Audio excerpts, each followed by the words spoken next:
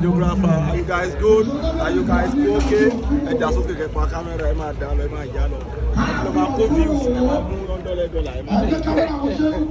So, ladies and gentlemen, we're here live and direct at Oyinlomo live in concert. My name is Lala Masoyinbo, aka Ijebu. We will look at Omo Saladu Company. Omo me, Omo de Gberu Kubere no.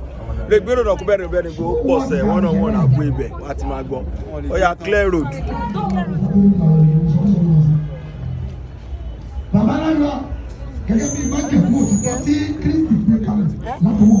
Fast. Okay, 1 minute, sir. I'm already joking, sir. Okay, we are good. Hey, you, we good? Thank you. Are you telling you know what time? It's professional. It's live in concert. No, last one. Níbẹ̀ náà let's know reveal láti máa rí àwọn ọ̀tọ̀kùlú èèyàn tí mo ti sọ fún yín láti ẹ̀kọ́ pé wọ́n kàn wọlé lọ́tún lọ́sì. I am right here. Gẹ́gẹ́ bí ọlọ́kọ̀ I'm right here. Ladies and gentlemen, my name is Olatayo Amokade. Ọmọ onílù ní Ṣàgàkàrà. aka Ijebu. Ijebu for a bigger reason. Okay, once my girl Ijebu is not a joke. I'm a Kade, I'm a Wani. Let me tell you something. Come on, Lord, say because I me come on for you. Baba, when you know what she concert, Lily, the Lord for long, and you want to go by here. Every people I want to get much already. Or you don't want to vibe.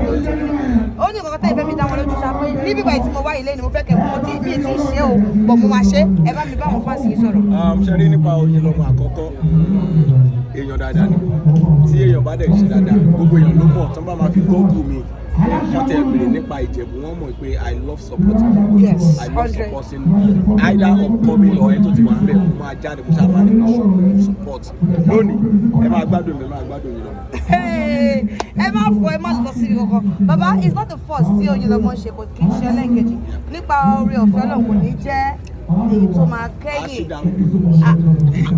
títí ló máa jẹ ayé tí ló mọ̀ bàbá ẹ lè bá mi gba Oyinlomo ní àmọ̀ràn kan kíákíá pé Oyinlomo mo ti fẹ́ sọ fún ẹ ti pẹ́ o ṣùgbọ́n mo fẹ́ sọ sí i fún ẹ o kí nìkan náà. ok àmọ̀ràn tí èmi Ọlátayọ̀ Amọ̀kadé Ìjẹ̀bú máa gba Oyinlomo ló pé ẹ jẹ́ ká máa ṣe dáadáa ló pé torí pé bóyá àwọn ọmọ pé irọ́ ẹ̀mí àbí máa kú fún sẹ́ Oyinlomo irọ́ o dáadáa ẹ máa ń yọlẹ̀ bí tó máa ń gbé ẹ̀rí ẹ̀dọ̀ bí máa ń irọ́ Oyinlomo àbí kò jẹ́ bẹ́ẹ̀ irọ́ kọ́ sọ̀rọ̀ ẹ̀ lẹ́wọ̀n irọ́ Oyinlomo sẹ́ ẹ jẹ́ ká máa ṣe dáadáa ẹ̀ kí máa ṣe. Oyinlomo tó bá ti bẹ̀rẹ̀. Amọ̀kadé ẹ mọ́ ẹ̀sọ́ Yorùbá ni kí bàbá mi. Ọ̀kadà rí. Nígbà Ìjẹ̀bú yìí ẹ̀wọ̀n tá ẹ̀yìn Amọ̀kadé yẹn sórúkọ dà móríkì Amọ̀kadé tó ló ń kó bàtà máa fi. Ọ̀pọ̀lọpọ̀ ọmọ tí mo Amọ̀kadé Amọ̀sọ̀fọ̀ ọmọdé ọmọdé tí n bá délé láti máa dé àbí ìmọ̀ kó ń bọ̀ ohun àlóúnjẹ lè Amọ̀sọ̀fọ̀ ọmọdé Amọ̀kadé. Ẹ̀wọ̀n akókó sọ́jà Amọ̀kadé ẹ fi tóyìn sí oníbàjẹ́ fún yín àti rí yín gbogbo ojú àti máa rí yín sí dáadáa lágbára Ọlọ́run. Okay, we are still here ẹ má lọ bí kankan o àwọn èèyàn jàǹkàn ń bọ̀ àwọn tẹ̀sí máa rí God bless you. Thank you, sir. Check it here, just sound check. Yeah, let's record action. Okay, I'm here with the ballet actor, the one and only Ijebu. How are you feeling today? Why? Because because I'm here to give you energy. Yeah, what's up people? My name is Olatayo Amọ̀kadé aka Ijebu. We are here live and direct at Oyinladu live in concert. You know what it is? What's up there, man? Exactly, the kind of energy I was expecting. How excited are you to be here? I'm not gonna lie to you, I'm so excited because it's my sister and anything for her, I'm gonna do it. Okay, I'd like to describe Oyinlomo as an artist. Oyinlomo is an artist. The day I met, when I was going through my Instagram like last year, so Instagram brought Oyinlomo and to me. I was like, Talomo to Corivide. Immediately I follow her. Wow. And since then, I'm not the same. But still I'm disappointed. It's doing good. Yeah. And you're not lying about that. I'm not lying. True. So what message do you have for her? She's watching this right now. I said it earlier that she should keep what she's doing good and she's going higher, more than this. Anyways, you said it already. Thank you so much. My 1 minute is up. It's up 1 minute.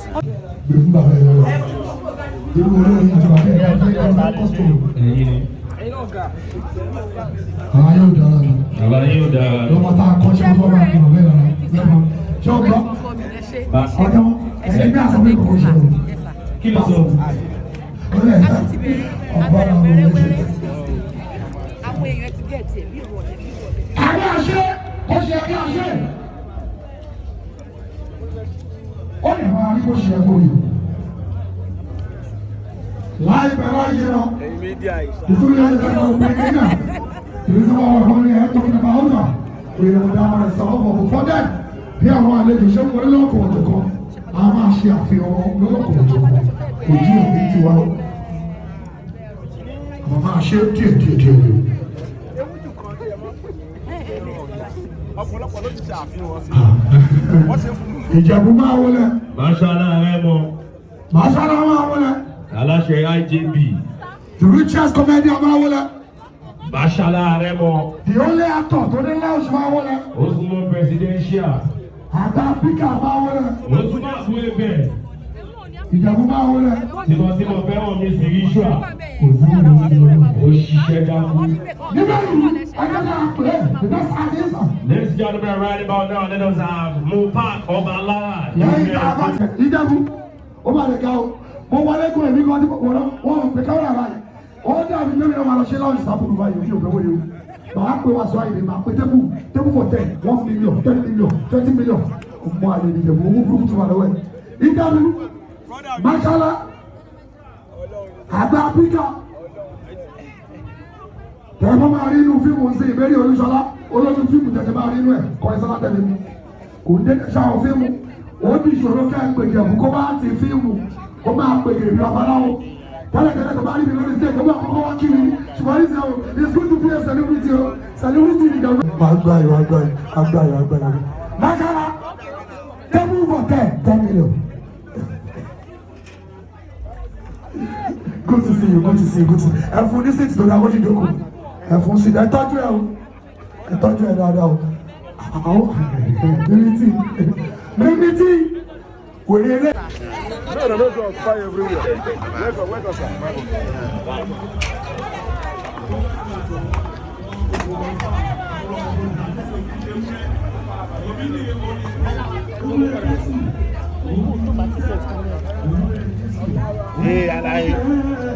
Àlàyé báwo?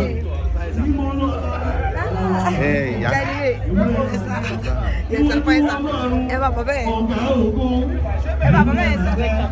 Àánú Láríṣà, Olúwọ̀run, bàbá rẹ̀ àánú. Lala. Ẹyin tí Oyin Lọ́mọ Diamond, ẹ tí mo bó ṣe ń lọ Oyin Lọ́mọ live concert náà ni kò pé méjì kò ń ṣe kíní kò ń ṣe kejì sẹ́ẹ̀ kò dẹ̀ ní jáde ẹ̀ ṣàtìrí mi báyìí ṣàtìrí kó sọ wípé àwọn ọ̀tọ̀kùlú èèyàn lọ́mọ máa wà níbí bàbá ti dé báyìí bàbá èmi ò kọ orúkọ anybody látàrọ̀ bọ́ orúkọ ilé ìwọ̀n máa pè Lala is in the building you're welcome sir. Bàbá mo mọ̀ pé Oyin Lọ́mọ jẹ́ ìròyìn mo mọ̀ pé ẹni tó máa ń báyọ̀ ṣe gangan nìyí because I know you like for a very long time but bẹ́ẹ̀ ṣe wáyé ṣó nígbà tó nǹkan tí ẹ fẹ́ sọ nípa Oyin Lọ́mọ ó wù mí kí n gbọ́ nǹkan mi tí ì gbọ́ nǹkan yẹn látàrọ̀ mi wà lè sọ bóyá àtẹnu yẹn ni. Wẹ́ẹ́ ìlú tẹ́ ẹni pé Oyin Lọ́mọ jẹ́ ìlú tó pé tó mọ̀ tí ẹ bá múyàn tẹ́ǹgùn láti rí ọ̀nà jíjìn fà you no know this person but when you get closer to that person yẹn máa mọ̀ pé ìyẹn bá yẹn ló jẹ́. Ó dẹ̀ jẹ́ tó jẹ́ pé mo láìkẹ́ fún bàbá pé tí ìjọba bá ṣe rí ló ṣe máa sọ àwọn ọmọ tó jẹ́ láìkẹ́ kò ní fi dúdú pé so keep on person this is how it is and that is the kind of person I am. Ìjọba wo kind of àwọn olórí àbí èèyàn tí mo láìpẹ́ tí mo bá ṣe irú this is like how it is example to Saheed Òṣùpá will not we just do. àwọn tó wà ní fi dúdú pé funfun ẹ̀ so kò sí pé kò máa kó fi fún kíní kan wá máa fi ẹ̀jẹ̀ sínú tó dọ́kítà so as a very kind person a very nice person someone that you cannot even think like this person so as any nice guy ó ti wà ní ó wà lọ́dọ̀ ọjọ́ kan mo ti pè mo dẹ̀ fẹ́ mo fẹ́ kó láti gẹ́ẹ̀tì kọ́ báyìí fún mi gẹ́ẹ̀tì kọ́ báyìí pé mo ní ìdẹ̀lẹ̀ ó lo kíní yẹn mo rí tó lo kíní yẹn and before you know it tó ní kẹ́ máa wọ̀ rí and again that is don't So that kind of kill so that kind of blessing. Mo jẹ́ rẹ́yìn bẹ́ẹ̀ nífẹ̀ẹ́ sí ìwà ẹ̀. Láàrin mi àti mi tẹ bá wá rí kankan tó wù kẹ́ ṣe àbí kí oyún lọ́mọ ṣe kí nìkan ẹ̀ máa jẹ́ pé dandan wà kí ni ó dàpọ̀ kò tí ì ṣe àbí kò dàpọ̀ kò tí ì ṣe dáadáa. Kí ni nǹkan àdúrà mi tẹ̀síwájú pé kí ni yìí mo fẹ́ kó ṣe kí nìkan náà máa jẹ́. Ìgbà tí mo ṣe pé ìgbéga náà ni màá ṣe gbà síwájú sí mi because tí bá sọ pé ìgbà tí expression kánú kò yá yé àdúrà tí màá gbà bóyá torí kò sí nǹkan tí mi ò ní ọlọ́run bóyá ní òrìṣà sí ẹni tí ó jẹ́ ìtura fún mi ọmọ ìyá ẹ̀kọ́ pàmò bébí tí ọlọ́run àti pẹ́lú ọ̀dẹ́ kọ̀ ní ayọ̀ bẹ́ẹ̀ni tó jẹ́ ti tiẹ̀ ní ìlọ́po because oyin lọ́mọ ti ṣe do it ó ti pẹ́ kò ṣe ilé ni ẹ báwo lè ṣe wá ní gbogbo event yìí sí gbàtẹ́ dé tẹ̀wọ̀n nílé tẹ̀wọ̀n ta báwo lè ṣe rí sí. ẹ̀rọ nílé àti pé ọgọ́gọ́ múra ẹ̀ kiri tó dẹ̀ mọ́ padà package ni wọ́n so everywhere is cool and you can see and for someone láti sọ pé ó lè gbé ní ọba onímọ̀ fẹ́ wá sí ọba onímọ̀ rẹ̀ gbéra láti wá láti wá so ẹ máa wọlé ní náà kì í ṣe èèyàn bálabàlá ní because bẹ́ẹ̀ni o he's a very selective person. àmọ́ pé you are kind of ohun mi kì í béèrè pé báwo lè ṣe mọ iná mọ́. ẹ̀yin dọ́sẹ̀ pé dọ́sẹ̀ wà fẹ́ dọ́sẹ̀ because film àti film àti music nìkan so and that's where we want to separate the music from the theatre or film lè separate even àti àwọn tí lè gbé báyà tó tẹ̀lé pé a máa ń pè ní opera tó kò ní láyà nípọ̀ so onítẹ̀tà tó lórí ìyá wọn they are the same thing so industry kan to me industry kan náà lájọ wà akọ̀wà náà bá ní part one part two akọ̀wà lè gbára wọn ẹ̀mọ̀ kéèyàn mú bí tìlà wọn ìbejì ilé ẹ̀ ní lọ́sà bẹ́ẹ̀ lọ. Bàbá kílẹ̀ wọ̀ ta ló gbẹ yìí ló ti sáyìn. Wẹ́ eléyìí kò ń ṣe red meat ní láti Turkey. Ẹ bá mi ṣe lórí. Ṣé ti rí Lala mọ erézì?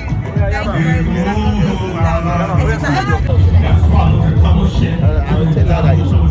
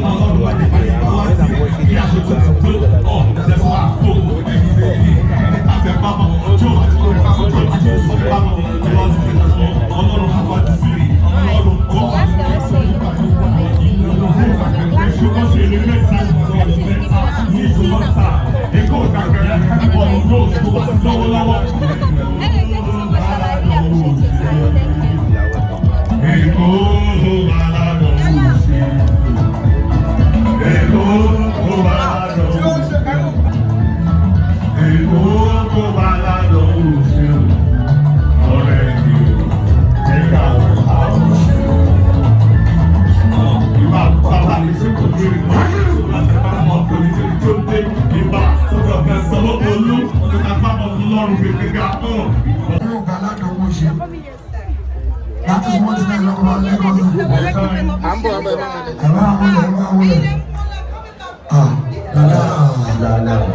Lala Rusha. Lala. In fact, kí ni oyin lọ́wọ́ jẹ́ wá rí àwọn ọmọ ọ̀tá tí mo bá ń kó ọmọ ọ̀tá ni. Lala. Daddy Ashake.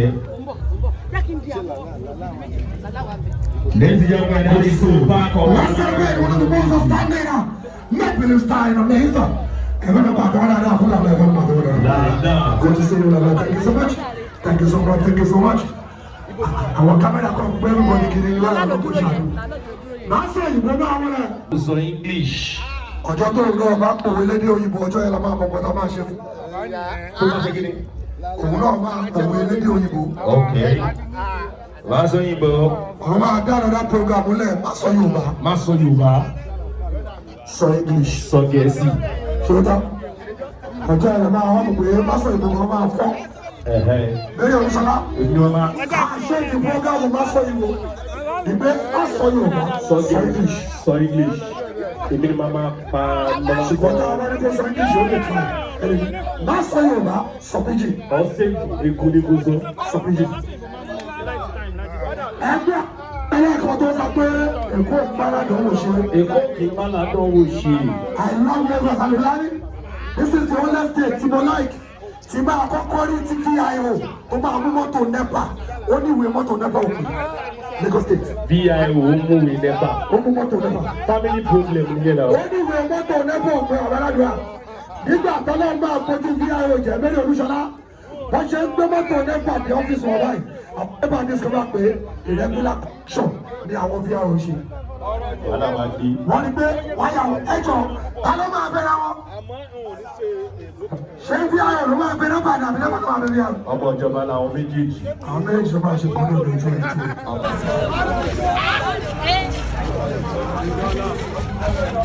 Ẹ kí wa, ẹ ká wa blogger.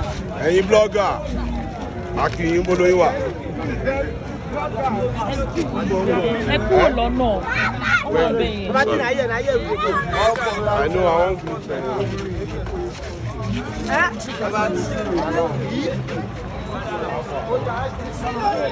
Excuse me. No, ìbá tẹ̀yìn mọ́dà mi kẹtẹ̀ ni wọ́n lè lọ. Ẹ kí ojo kò tíyà. Bọ̀ ẹ kí ni mo ń sọ fún Ẹ kò yóò tíyà nìkan lè ṣó. Why? Ẹ kò yóò tíyà nìkan lè ṣó. Èmi kọ́ Bániláyọ̀ ni. Bániláyọ̀ ni. Bàbá ẹ jẹ́ kò yóò tíyà nìkan lè ṣó. Ọ̀sán.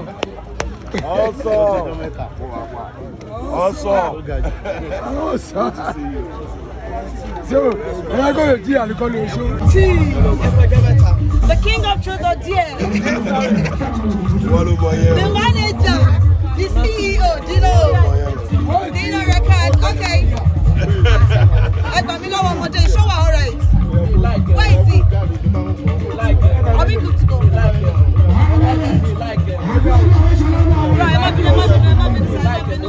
hello? Sorry, no, I don't want to show. Okay, you already know it is going down. It is still Oyinloma live in concert. Oyinloma Diamond, Jokwe Meji, the Ogba Queen herself. Mama T is right here. In case you don't know. I told you this the person will stop this thing. I don't like